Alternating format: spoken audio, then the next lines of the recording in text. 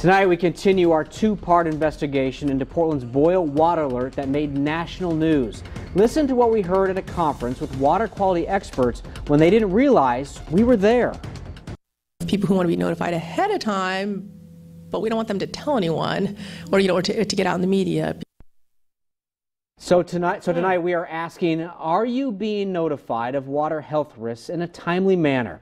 Good evening, everybody. I'm Dan Tilken in for Jeff tonight. And I'm Kelly Day. Let's talk to investigative reporter Carla Castano. You were there at that meeting. You spoke with water quality experts really from all over the world about what needs to be done about this problem. What'd you find out, Carla?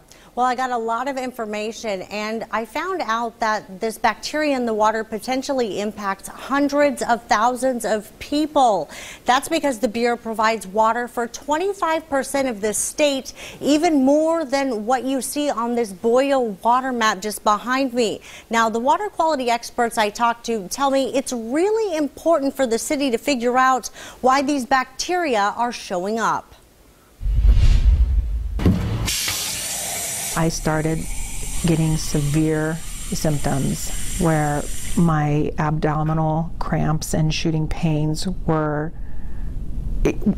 really causing me to buckle over. Mary McDonald believes she became sick from recent E. coli in the water during the boil water notice. She's not alone. I checked and dozens reported symptoms directly to Multnomah County.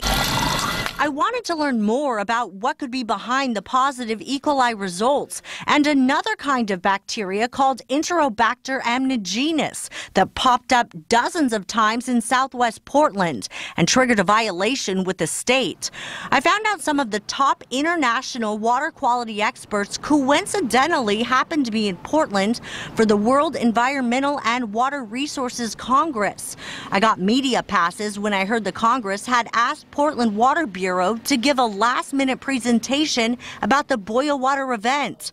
Portland's water quality compliance manager gave an in-depth breakdown of the water system. There's tons of pathogens that we don't test for, and we need to be worried about all of them. And boiling your water is kind of the proactive step you take to ensure that you don't get sick from any of them. She explained the city had no idea how much money had been lost during the boil water notice, from thrown out food and from businesses shutting down. They're well in the millions. When the presentation was over, the questions came flying in about why more wasn't being done to track down the problem with bacteria. We start trading off sort of large multi-million-dollar economic costs. Still, Portland's water quality compliance manager seemed surprised when I asked a single question. Can you talk a little bit about whether or not you believe this to be a problem throughout the whole system or isolated to those specific places?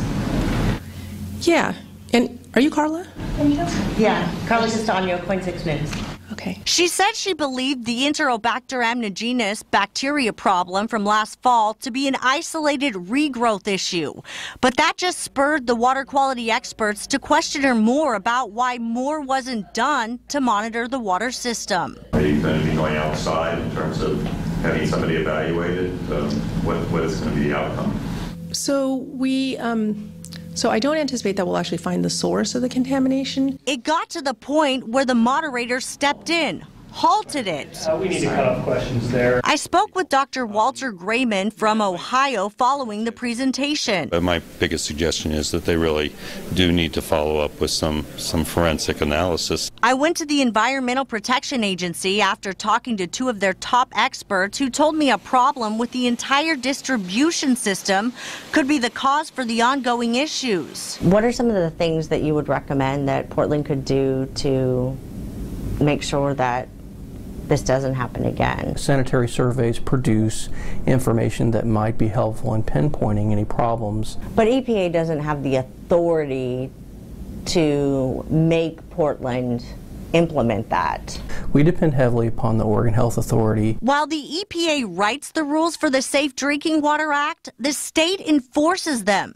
So while the EPA would like to see a thorough review of the entire Portland water system, they don't have the power to make that happen.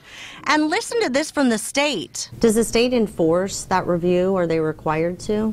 We are not required to do anything beyond what's in the Safe Drinking Water Act. Then June 5th, that bacteria, Enterobacter aeruginosus, showed up again, this time at a testing site in northeast Portland at 80th and Everett, away from the southwest Portland location hits from last fall and far from the positive E. coli samples causing the boil water notice in May and the E. coli March 31st before the election.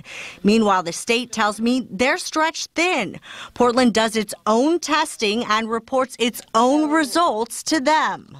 As far as monitoring the city of Portland, how many people are there to actually do that? I mean, do you have the tools you need?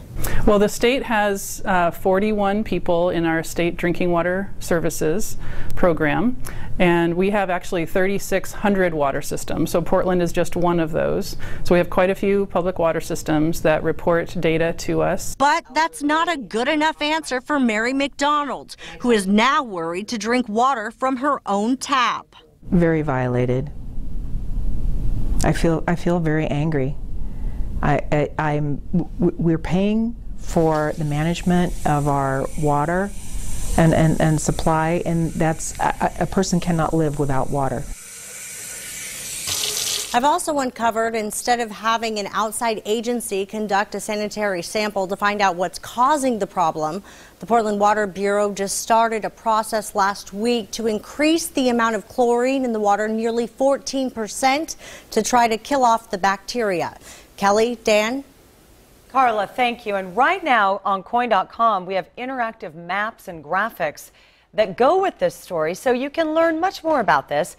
And while you are there, you can click on the Report It tab and tell us if there are any stories you would like us to investigate.